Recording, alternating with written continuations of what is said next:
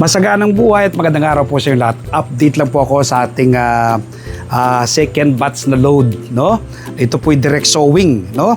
Hindi pa po nauubos yung unang load natin. 180 pa lang po yung akin napamigay. Pero may tinatarget lang po ako ng date, ano?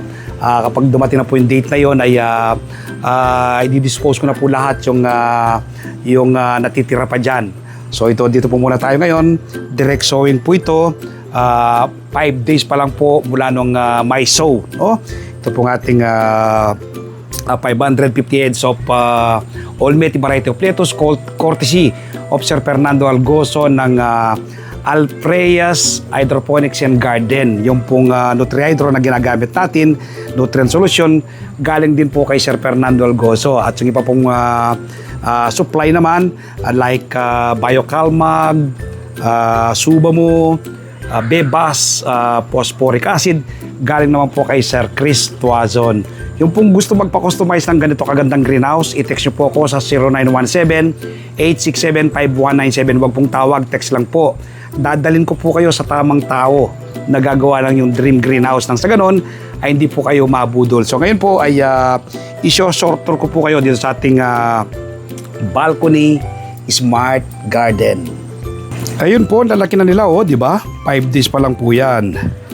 Yan. So lahat po tumubo.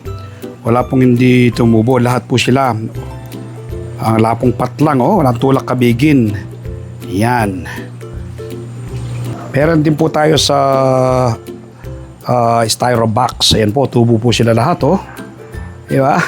Direct sowing po yan. Yan, 5 days. Mula nung Maiso dito sa ating smart balcony garden. Yung unang load naman po natin, ayan po, ano, nabawasan na po ng 180 na heads na pinamigay ko po sa ating mga kapitbahay. May tinatarget lang po akong date ngayon. Pamimigay ko na po lahat yan kapag umabot na po yung date na yon, no? Yan. So ikutan po natin ang ating greenhouse. Maliit lang po yung greenhouse natin pero napagkasya po natin ng 550 heads.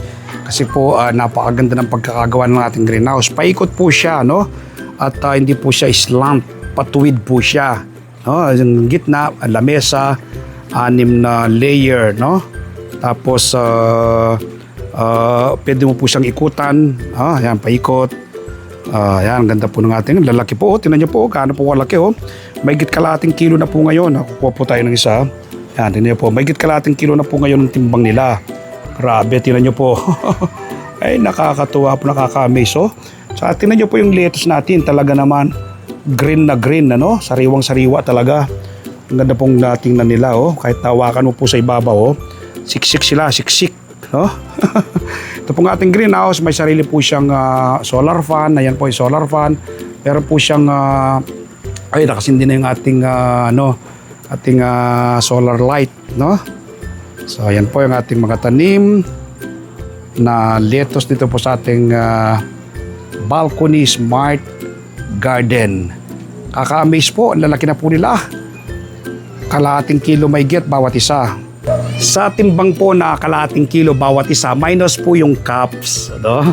Hindi po, kapag kasama po yung cups, kalahating kilo may get.